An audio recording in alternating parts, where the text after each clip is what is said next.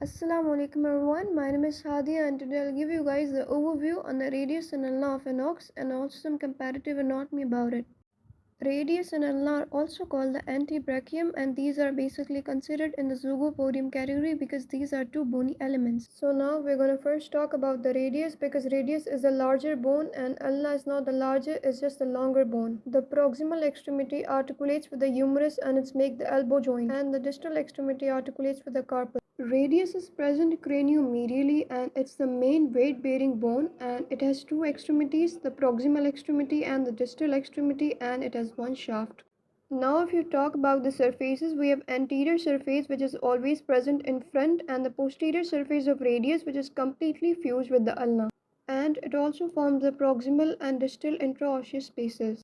The nutrient foramen of radius and ulna is also present in these interosseous spaces. And in that nutrient foramen, there's a canal going on of vessels which basically give nutrients to this bone. This one is the lateral surface and here we have the vesicular groove. And this one is the medial surface of the radius. In the anterior surface, we have attachment of extensor muscles and the tendons of the extensor muscles are attached with the grooves present in the distal part of the radius. Now we'll first talk about the proximal extremity in which we have two articular surfaces and these two articular surfaces are basically separated by the groove. The reason the proximal extremity just have the two articular surfaces because there are two condyles of the humerus which are gonna attach with that. And here we have the small projection on the cranial rim which is called the coronite process. And here we have the lateral tuberosity and on the opposite side we have the medial tuberosity. Now we'll talk about the distal extremity which articulates with the proximal row of carpals. And in that proximal row we have three carpals, the radial carpal, intermediate carpal and the ulnar carpal. And we have three facets for their attachment. This one is the medial facet and this is the most larger one which gives attachment to the radial carpal.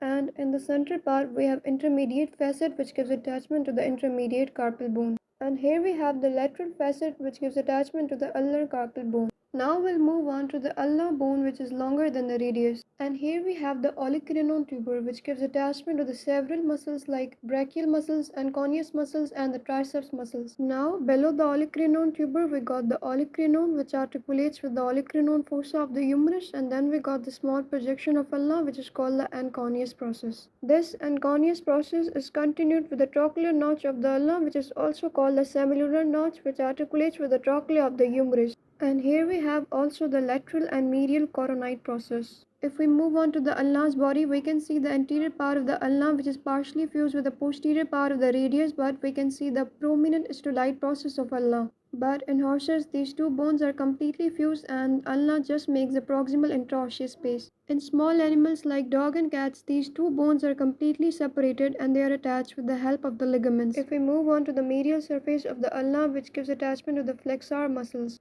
just like the extensor muscles which are present on the anterior part of the radius. And in the lateral surface of the ulna which is narrow shaped, and here we have the faint ridge which is present just on the lateral surface. Now I'll give you guys a complete overview of the muscles attachment on the radius and ulna. On the radius we got the biceps brachii muscles which are attached on the radial tuberosity. And then we got the extensor muscles which are attached on the anterior part of the radius. And here we have the flexor muscles of the radius which are attached on the medial part of the radius. In the ulna we have triceps brachii muscles which are inserted on the olecranon. And then we got the anconeus muscles which are attached on the anconeus process of the ulna. In the last we got the flexor muscles of the ulna which are present on the caudal aspect. This was all about the radius and ulna. Thank you.